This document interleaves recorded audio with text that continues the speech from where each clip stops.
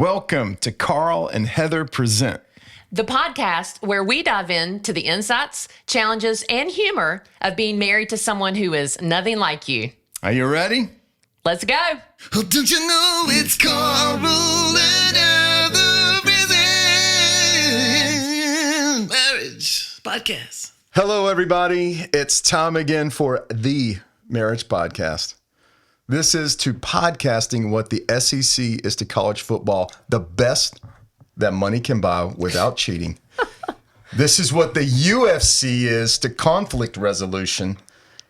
Get in there and fight it out until one of you submits to the other one. I like that one. I don't. And this is what the BBC is to broadcasting. Smart people with cool accents talking about awesome stuff. Okay. It's Carl and Heather Present coming to you live from the beautiful Carl and Heather Present Studios in Franklin, Tennessee. Wow. Welcome to the podcast, everybody. This is going to be a hot episode. It's going to be great. Get ready. I love that. That was pretty good. I wondered were you talking about me when you said cool accents? I was. I felt that. You know, I everybody on received that. the BBC, they have a cool accent. Right. You have a cool accent too. I like that you said cool to describe it. That makes me feel good. It's good. So it's not always been cool. Everyone loves it. Yeah. Well, we've got some friends with us today, but before we do that, I want to check in with you and see how things are going. So how are you?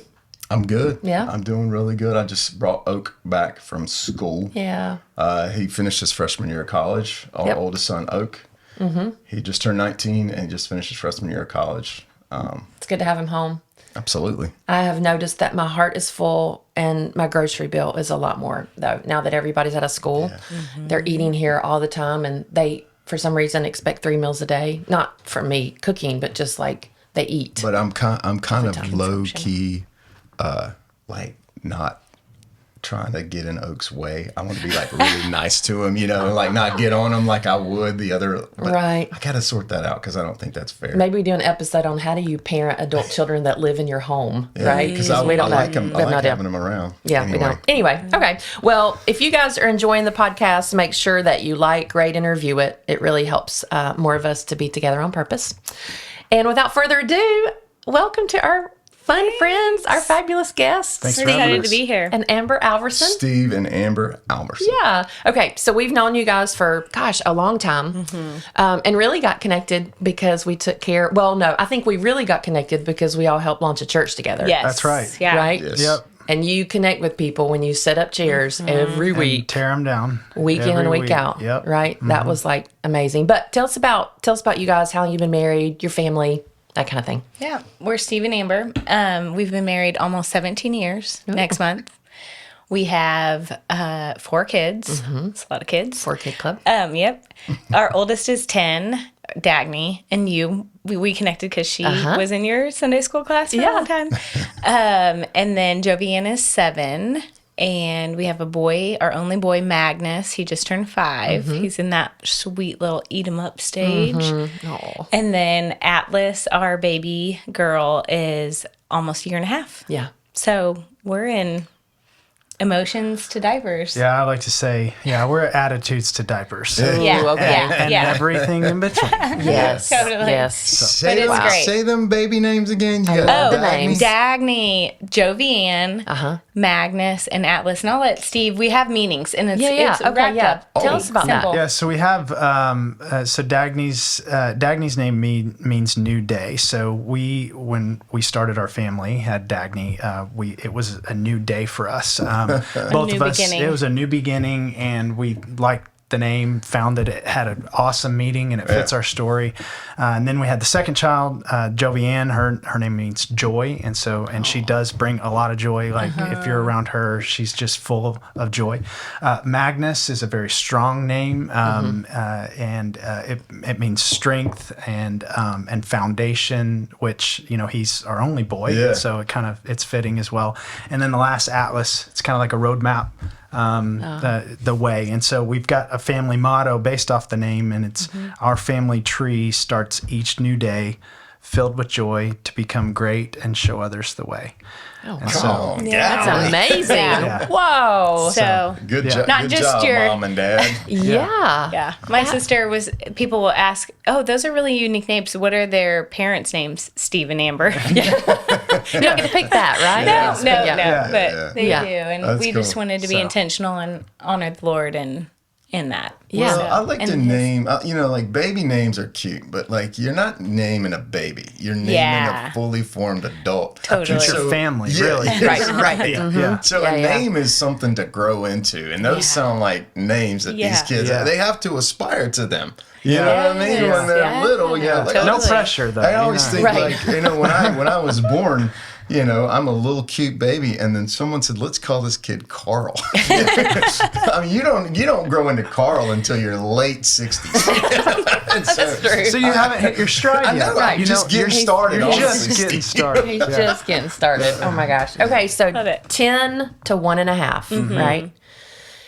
So, goodness gracious, I remember having kids in that season, and I want to dive right in because how in the world do you guys connect intentionally with each other when you have diapers and, did you say attitude to diapers? Attitude to diapers, Attitude yeah. to diapers. So how does that happen? Because I don't think it happens just haphazardly. I don't think you're like, yeah, we got all these kids, we got all this stuff going, you work, you have jobs, like how do we connect with each other and how are we intentional about that? So start the conversation talking about that. Let you. Well, I will say it's not easy. The wheel, I mean, once you get connected, the wheels fall off. Yeah. And it can turn on a dime. Yeah.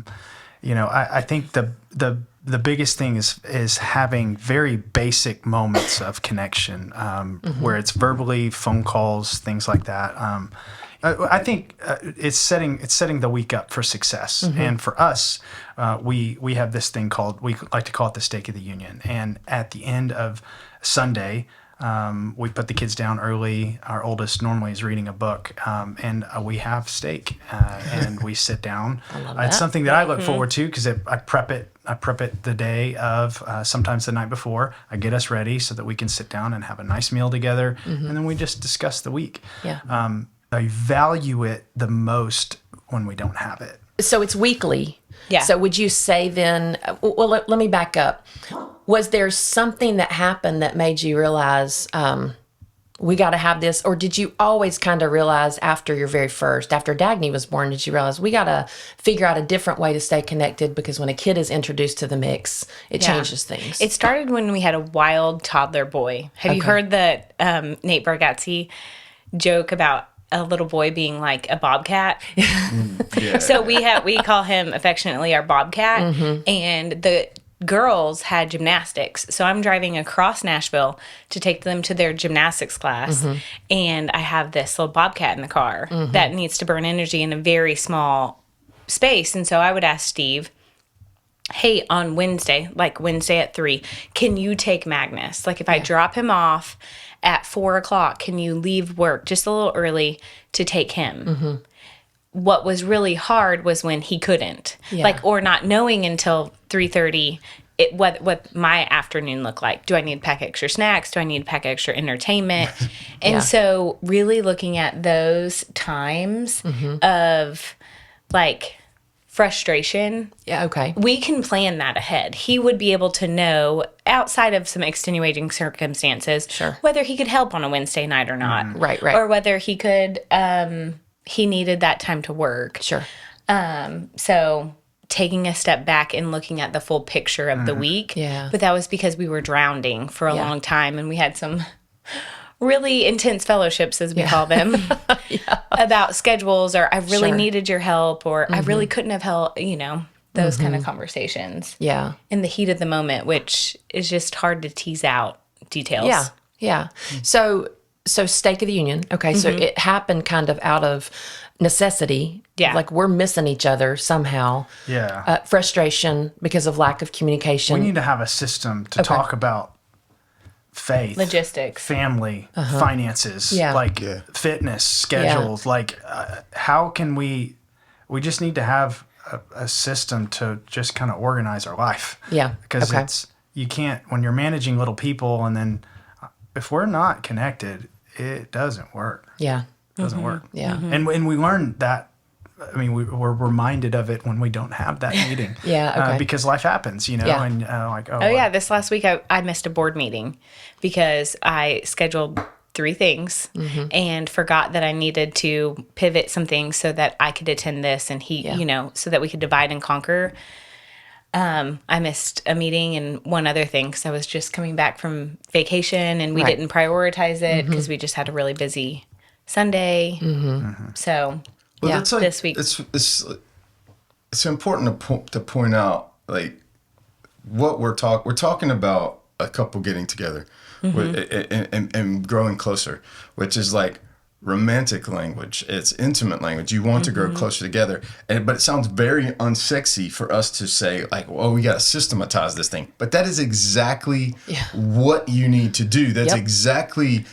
It's funny. We would think like, okay, well, we want to have this incredibly exciting romantic relationship, and it's like all like emotional, and we just feel it, and then it's the rest of our life we'll manage. But we'll just hope our relationship. We hope we get closer organically. It just doesn't happen like that. It just doesn't happen like that. And what you guys are saying and pointing out is super important. Like, if you want this thing to work and grow, and you do want to get closer. Yeah. You're going to have to build something. Maybe it's unique to you. Yeah. Maybe not everybody wants to eat steak Sunday, but everybody needs to say, we're going to put in more than just like we fingers crossed on this thing. Yeah. So what is that? So if we're sitting at your table on a Sunday night, like if we're just a fly on the wall, what does that look like? Walk us through the Steak of the Union on a Sunday. So Steve I usually finish putting the kids to bed. Steve will make the steaks, cut them up, and We sprinkle flake salt on it. Yeah, it's great. Like Salt Bae. Oh, but we Sounds yummy. Do you do that on? No, I don't. I mean, sometimes I do it. That's a joke. But I want you to do it we and do. put We it on social media. We put fancy salt on it for sure. Yeah, I like that. totally. I bought It's great. some nice salt. For this Good purpose. Fancy salt. Yeah. I love it.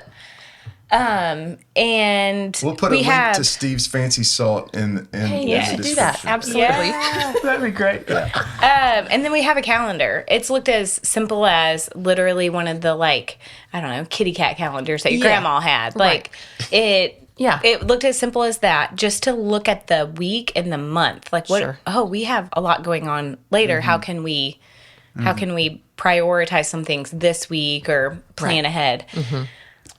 We have sometimes our laptops out to talk about budget. So we really have some goals or some things we want to do or ways we want to connect in that way. Sometimes we're paying bills. Sometimes we're just talking logistics budget-wise. But we've upgraded to another little handwritten calendar that has every day of the week. It has a meal plan. It has prayers, gratitude, and a word for the week. Some chores. So it's like a big calendar. It stays in our kitchen. That's not great. super aesthetically pleasing, but it works for our family. Yeah. And At this stage, I'm not necessarily concerned. We got to get through get it the all day. So- On paper. yeah, so we write down Yeah. all the kids' practices, everything, so the kids also can look at that and refer to it. Yeah. To know what to expect, and we talk about prayer requests and things that we're grateful for, and so we're filling that out. We're also we talk about what days are you working out? What does that look like? We've kind of systematized that as well. So our faith, our finances, our schedule, and fitness. Fitness trying and to friends, like where do we put friends in? Because we both. I mean, as part of a marriage, like I really want her to be Amber, like not my wife or not my kid's mom. Like she still is Amber, because I see this as like when the kids are gone. I want to have a friend. Yes. And she's got to have her own things. Who's that she's interesting and has interested. not poured out so much that she isn't who she is anymore. Absolutely. And so, and I think likewise, I'm kind of an independent. I'm going to do what I do anyway. But if we're not on the same page and she's not doing what she wants to do, then there's going to be friction. And so, Yeah, so it looks a lot like, how can I support you, and how do I need support from you? So a little service language, but I would also say, like, I mean, given to what you were saying before, like, it's not like we learned this kind of system because we've failed so many times. Like, Amber has came to me and said, I need help. Yeah. I'm exhausted. I cannot I can't do it. continue. And so I messaged a dad and said, hey, is your wife available like this weekend? I'm going to get a hotel. Would she be willing to go with Amber and just like go do something? And so, they had a little staycation, a mom staycation. Yeah. And, we just took the kids on and say, hey, you go and don't call me. Just go do your thing. Yeah. But I learned that out of like months and months of Amber just saying, hey, I'm not doing well. And that poured in, like when she's not doing well, like the morale of our home is just absolutely. Oh my word! You can feel it's palpable. You can feel it. So I'm gonna camp there because I also know something about you guys, which I think may have helped you to respond the way you did when she came to you and said that. Okay, I know you're passionate about mentorship. About finding marriage mentors. And I think for anybody, just this idea of being mentored in marriage, it might be new. You may have come from a family where that wasn't available to you. You didn't see a family of origin that was healthy, or you may have had a really healthy family of origin, but you're in a new season. And it's like, I didn't pay attention to my parents' marriage so intentionally when I was growing up. So I needed marriage mentors as an adult as well. So regardless of family of origin, we all need that. But you guys have had that. Yeah. And the reason I want to talk about that is because I think, Steve, a lot of times the wife would have come to a husband and said, hey, I'm tired. And the response might have been, well, yeah, welcome to the club. So am I. I'm working and I got 4 kids. So figure this out. Right. Well, I mean, sometimes I might say that. Have you ever said the phrase "suck it up"? Welcome to Thursday. Side note: how are you? Do not say that. Yeah, get some new feelings. But how did you learn that? Was there something in your life that happened, or maybe a couple in your life that's helped you guys walk through this season? Because it's a busy season. It's a kind of crazy season, full season. And how has that helped you to be able to respond the way that you did when she said, hey, I'm overwhelmed. I can't do this. So I grew up, my family there's been a lot of disruptions in my family. My mom had me when she was 16. And so I saw a lot of, just a lot of broken families. Sure. There's a lot of good things that came out. There's a lot of hard things that came out of that too. And so I knew, growing up with a single parent, I knew that if I needed something, from a very young age, reach out, like find somebody who can help you. And so I would always I think really just maybe out of survival, but then it just came out of habit. And then I learned that, hey, you learn a lot of good things if you reach out. And along the way, I had somebody say that, like, life is like the people around you are kind of like blueberries. It's like a pint of blueberries. When you go to the store, there's a pint of blueberries, and you can pluck the blueberries, but there's some nasty ones in there. Some are sour.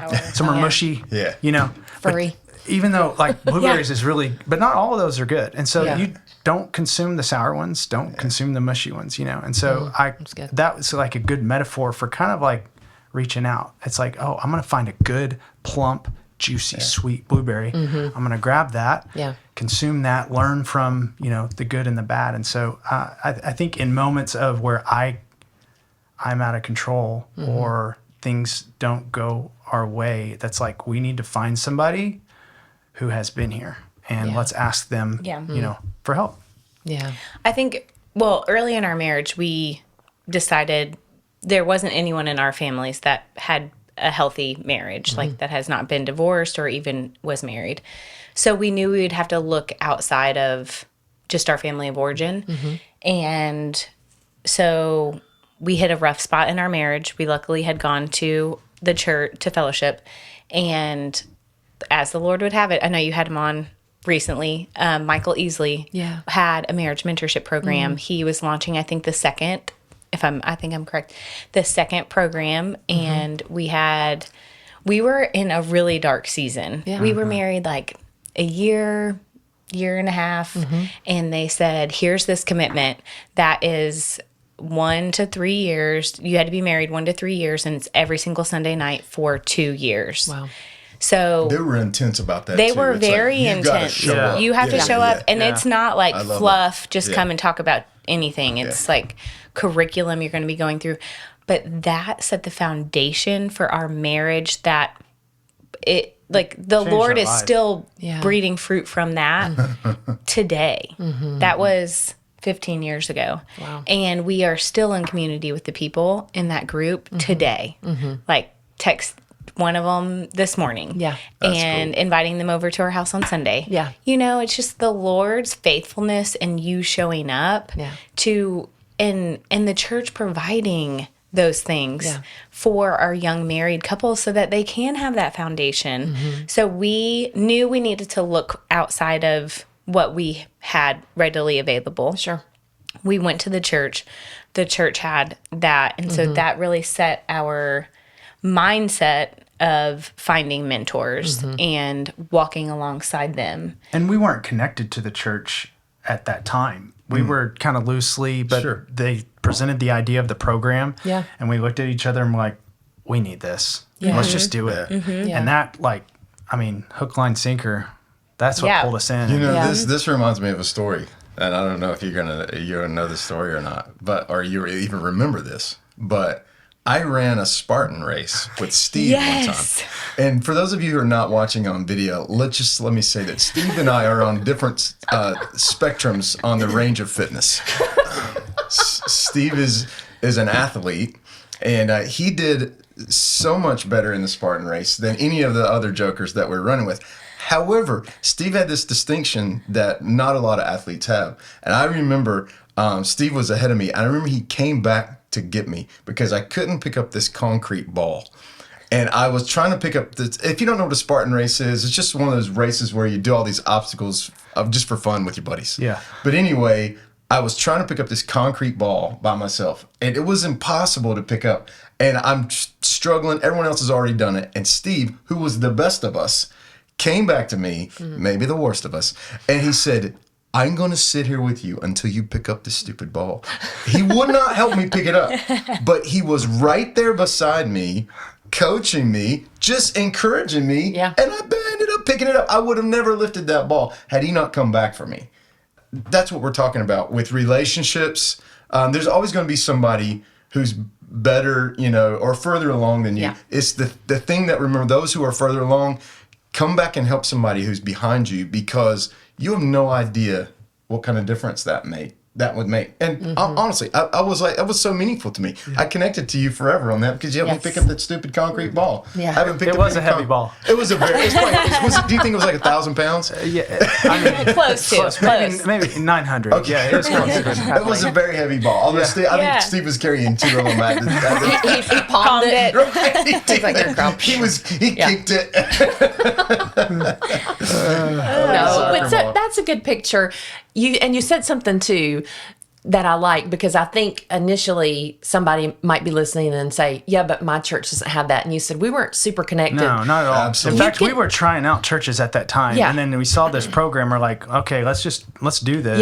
Yeah, yeah. And then that's what That's That's cool. what Yes, set I us mean, in, you can find you make time for the things that are important to you. We all do. Yes. We all make time for the things that are important to us, and we all can figure it out. Like everything is figure outable. We figure it out if it's important enough to us. And you can't be like, you can't be at a good spot for it too, because like I was having identity problems. Like I was a year and a half don't out have of to be football. perfect, yeah. I wasn't doing like school football led my whole life, and then we moved to a new city. I didn't know anyone, and she You signed built a up business at the time. too? yeah. And she signed up to do a 2.5 year grad school program. So she had like automatic friends and community, and I had nothing. And so, we weren't in a good spot when we signed up. Yeah. But that's right where that's- the Lord Yeah. changed our lives. Steve has since joined partnership with with a leader, and just been amazing to see what the Lord has done in the step of obedience of saying yes. But we've also just recently had a hard time parenting a 10-year-old. We've never parented a 10-year-old before. Right. And so we asked a couple to dinner. Yeah. And said, hey, you've gone through this before. What are some things? Here are some points that we're struggling with. Yeah. And what are your tips, tricks, and ideas? And I feel like when we don't know, we consult the Lord and we trust that he's going to put people in our lives to be the hands and feet that are going to show us the way. What makes me think of this is Moses in the wilderness. So he went in the wilderness and his father-in-law came and he brought his wife and kids.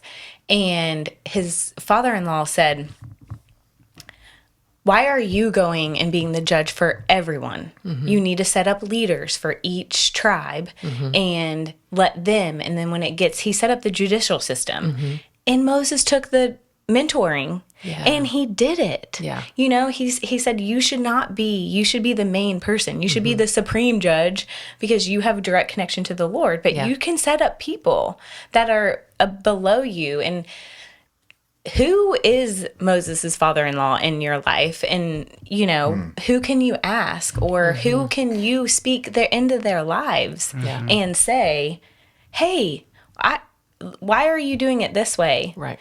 Let's try this way. Or, you know, there's so much wisdom in receiving that, those ideas and those mentorship.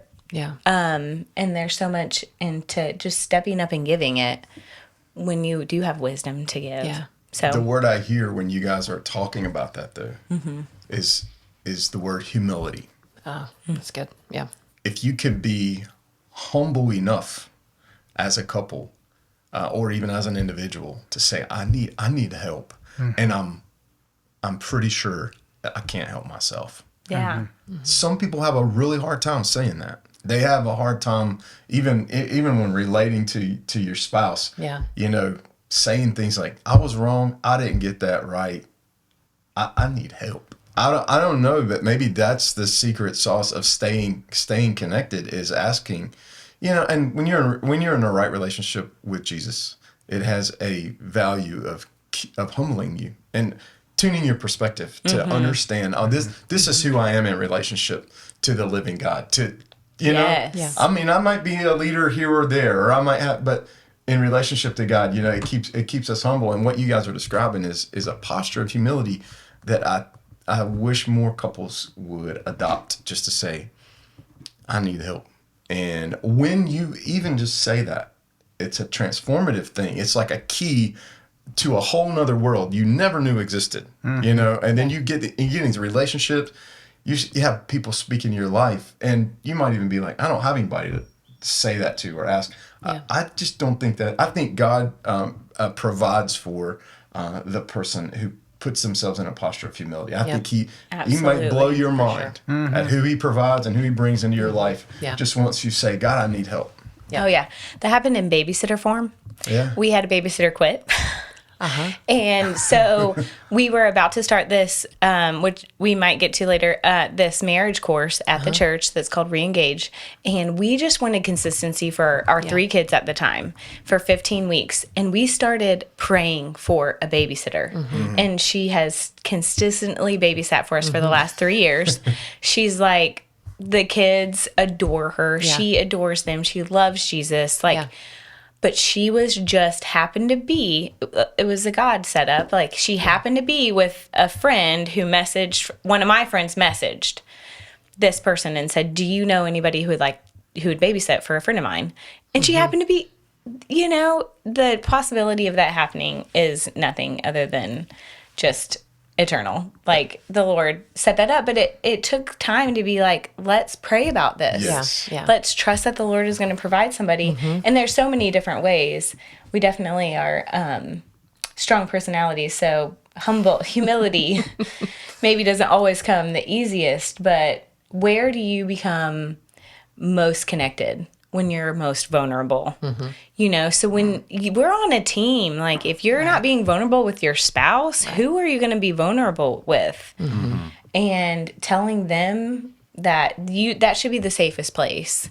Trusting them with, we need help. We need, who can we call on? This is going to take the 2 of us to figure this out. Well, you said, you mentioned that your church does something called ReEngage.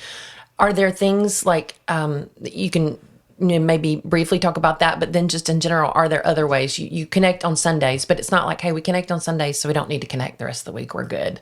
Are there other little things that you do or things that you are intentional about? I'll take just like the midweek. So we did do the Stake of the Union, and that was great. But it was almost like, it's like you complete your homework and then you start the week and then you just get into the crazy. Yeah. But then we found like, oh no, we need to reconnect in the middle of the week. And so here lately, that's kind of been different. But we were for a while, and we do probably once or twice a month, we'll do a Taco Tuesday lunch. And so that's when all the kids go. Oh, We'll nice. find some place where we can do tacos, and that's for lunch. And I have that as a standing appointment on my at work. And so all of my colleagues know that that's open. And so sometimes I get to do it with her. Sometimes that might look like, hey, let's go to the Y and sit in the sauna. And so let's just talk, or hey, I don't have time to drive to go get lunch. Why don't we stop at Publix? We'll grab a bar and drink or whatever, and let's just sit in the car and talk, about just everything. And so I think, it's like when you have 4 little ones, things are always coming up, from soccer practice to swimming practice to, this child's sick, this baby can't, or this babysitter is canceled because she's sick. It's like there's lots of ways. Oh, hey, I got this meeting that popped up. It's real important. There's a great opportunity for me to do this. Yeah. You have to have. You can't just talk once a week because it's ongoing. It's got to be fluid. Yeah. As much face-to-face time as we can get. Sure. With, we have to get creative because we homeschool 3 days a week, and so that even takes out less face-to-face time possibilities. And having 4 kids, we're tired at the end of the day. Sure. So intentionally putting in those time blocks have been really fruitful for our relationship and staying connected and staying in love with each other. Despite the madness and the craziness. And I would also say too, one of the things, and we really just started it at the beginning of this year, I am a morning person and she is an evening person. All right, let's go morning person. Hey, evening. yes, I know, night out. Right. Night out. She started this, someone encouraged her, and she read this book called the 5 a.m. Club. 5 a.m. Club or whatever, and she got real energized about this 5 a.m. club, and I didn't know that exists. I thought that's just how people live, but apparently it's a thing. No, we don't. Yeah, and so anyway, she joined that, and how that has really helped our family, because we're going to bed at the same time, because she can't keep her night owl routines. Yeah, right. Because you can't bookend your sleep, your lack of sleep, right? So you got to choose one. Right. And that has really helped us being connected, because we go to bed at the same time, and we're getting up early at the same time. Yeah. That's been really big. But we've gone almost 17 years of our marriage. I used to be a member of the 5 a.m. Club. Yes. I had to pause my membership to have his 4 children. So I used to be at a CrossFit gym. Right. And then you were a member of the 10 p.m., 1 a.m., exactly. 3 a.m., 7 a.m. Club, right? Yeah. The all-nighter club. I would find it would be like 10:30, and I'm like, I'm getting up at 4. That's it. That's 5.5 hours from now. Yeah, that's soon. I can't. I gotta stop, baby. I can't. I can't keep. Are you in the 4 a.m. club, Steve? No. He used to be. I used to be, but no. Yeah, it's now he's 5. I'm Okay. 5. Yeah. That's a cool way to connect, and honestly, it's an adjustment. Yes. How can I make an adjustment? It's not my nature. I don't want to go to bed early. I want to step late and sleep late. Yeah. But is anything in marriage in your nature really becoming more? And that's not like Christ-like? Even it's not like one's right. Like not people are right, more people. It's just not. That's not even a commentary on that. It's just like, let's find even these little subtle places where we might be able to establish some connections. And Steve makes an adjustment. Amber makes an adjustment. You make it. It's like making these little micro adjustments to grow connection. Sure. Yeah. Well, how does all this intersect with the gospel?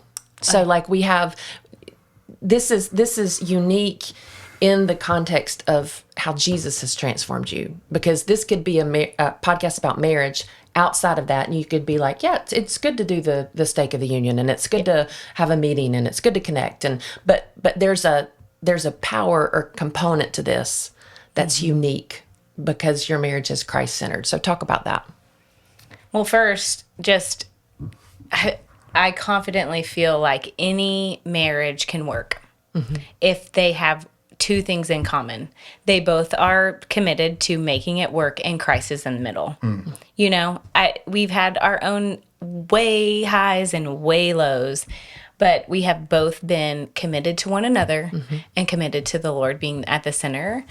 As far as marriage, like spurring one another on in discipleship of our children, our community, and watching each other live out the life there's no greater honor, you know, than seeing your spouse have impact for the kingdom and change, and having a mindset of motherhood is my ministry. Yeah. I'm raising disciples.